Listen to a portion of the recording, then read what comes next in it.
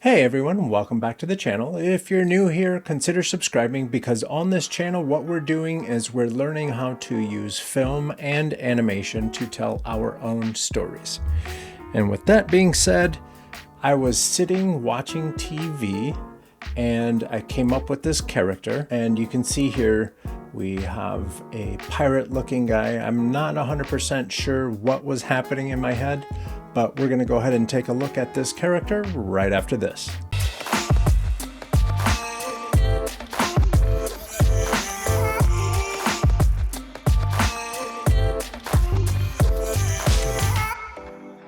And welcome back. We're going to move on over to the iPad, but before we do that, I want to explain these are some of the things that I'm doing while I'm sitting just watching TV. I don't know if it was a commercial or even the show that we were watching that made me think of this guy. The important thing to take away with you from this video is that to be better at art, or actually to be better at anything in life, you just need to keep practicing. When it comes to art, I really want to be better, so I take my iPad with me pretty much everywhere I go. If I'm watching TV, I'm doodling or scratching around, doing some scribble of some sort. If I think I'm going to be sitting in the car waiting for someone, if I go anywhere where I think I'm going to go and sit and just sit for a while, what I do is I bring my iPad and I practice. To let you guys know, I have an 11-inch iPad that I take with me, and it has the Apple Pencil 2, the one that sticks with magnets to the side and it charges. And I also use Procreate, or like I said last video, a lot of times I'll use Sketchbook Pro, but in this video I used Procreate and I exported the time-lapse video, and let's go ahead and go to the iPad and take a look. Okay, and here we see the circle and the crosshair, and just as a reminder, that's basically how we start. That's basically how I start all of my drawings when I'm drawing someone. It's a circle, and then I draw the horizontal. Actually, I'm going to save you guys the time. I'm going to put a link to that video right there so you guys can take a look. At this point, I already had an idea of what I wanted his face to say, and so I just started putting parts in there. Okay, so we're gonna solidify the nose a little bit more, and you'll notice that I changed the eyes a few times. I even play with the ears a little bit and go back over them and even add an earring a little bit later. I don't let myself be satisfied with the strokes that I'm putting down until I'm actually satisfied. Let's go back to the drawing. Okay, we got some ears in there. Oh yeah, we had some teeth. Little mustache. For some reason I wanted to throw in a mustache, and this is a good place to pause. Usually when I'm drawing someone, I'll just put in a mustache or even just a goatee. In this one, when I started putting the sideburns, he looked pretty cool, so I just wanted to leave those in there and I worked them a little bit more. But yeah, take a look at how I'm investigating. I just wanted to see what this dude wanted to be like. Give him a neck. For some reason, at this point, I was thinking like one of the pirates from It's a Small World, or maybe even Peter Pan, something that has something to do with Disney. That eye, you'll see, well, both of the eyes really, even after I started painting, I wasn't 100% convinced. I wasn't happy with them, so I went back in, and I'm gonna go back just a little bit so you can see right here. Even though I'm putting down the colors, what I did was I erased that eye. And if you're watching this video, I'm sure that you know that Procreate, just like Photoshop, just like a lot of the drawing programs, have different layers. And so what I'm doing is I have the line art on one layer, and then I have all of the base colors on another layer, and then all of the shadows and highlights. Each one of those gets its own layer too, so if I need to adjust anything, all I have to do is make sure that I go to the correct layer, and then I do the adjustments, and then I go back to working whichever layer is appropriate for me to be on.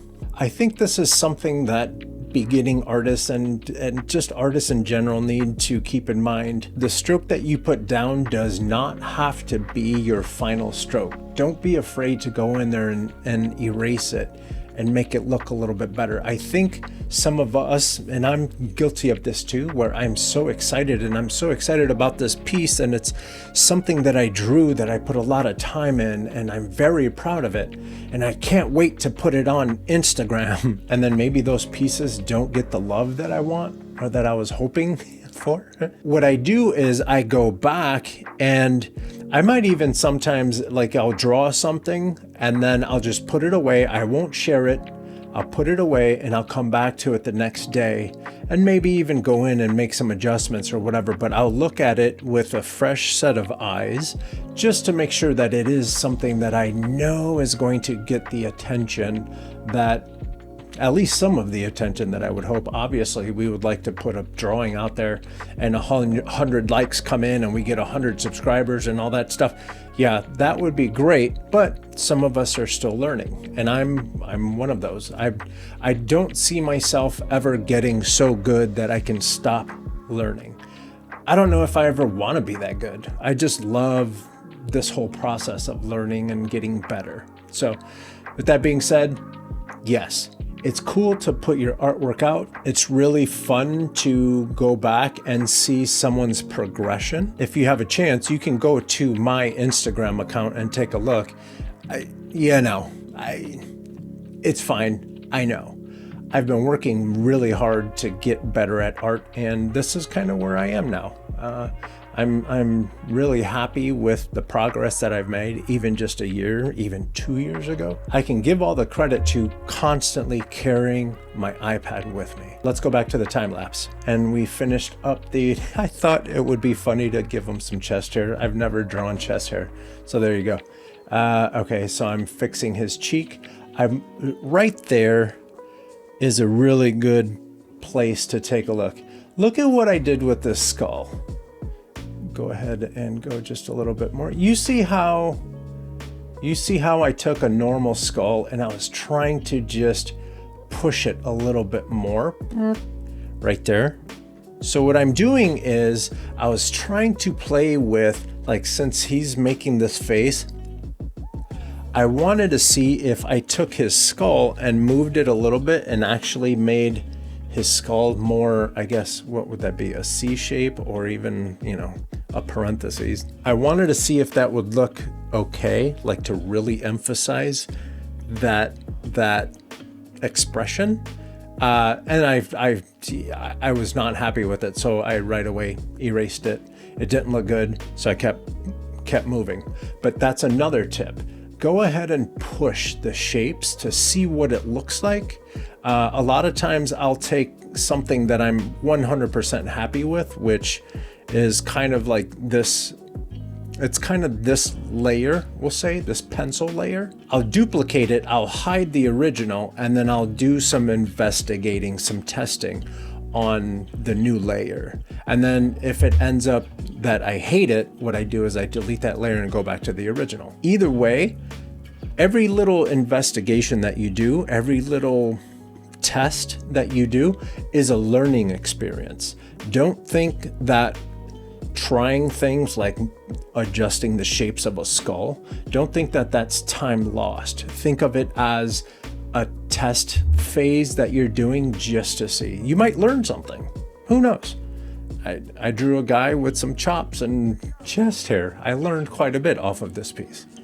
All right, let's get back to it. Okay, I gave him some forehead wrinkles. We talked about that in the last video, making a guy a little older. And you see where I gave this guy some razor bumps and stuff. And then I felt pretty good about the drawing, and I just wanted to ink it up real good. So I went through and started making a little more inked, more finalized lines. And then I turned the color back on, and you see there, let's go back a little bit, where I had the mustache in one way and I wasn't in love with it. So I went back and adjusted it just a little bit more. And you see I dropped in I think the earring has been in there for a while, but yeah, the really cool eyebrows. And then I made sure that the facial hair was colored in. So what I'm doing here is I took a copy of the pencil layer and I moved it to the side. What I find a lot of times is I like my pencils, I like my roughs better than the final inked version. I'm not 100% sure what that is. Maybe we'll have a talk about it one day, but in this instance, I really liked the pencils and I wanted to bring that same character from the pencil layer to my ink layer. And so I made a copy, I moved it off to the side, and I used my own art as my own reference. Okay, and that's it. That's our hairy-chested pirate guy. I wanted to share this drawing with you guys because I think it's important to reinforce the lessons that we just learned. In the last video, we talked about how to draw faces looking straight ahead in different styles, and this is more my style, more cartoony. I just really, right now, what I'm doing is I'm really pushing shapes and everything just to get a good feel for different faces, different styles, you know, stay creatively limber, I guess. I hope you learned something in this video. If you did, please give it a thumbs up. If you know anyone that is looking to get into art, drawing, animating, filmmaking, storytelling, all that stuff, go ahead and send this video on over to them. And if you haven't yet, please hit that subscribe button. And if you see that little bell right next to it, go ahead and click that too. So every time I come out with something new, you guys will be alerted. And let me tell you, I got a lot of really cool things in the to-do list. And with that, I hope this video finds you safe, and I hope this video finds you healthy, and I will see you in the next one. Take care.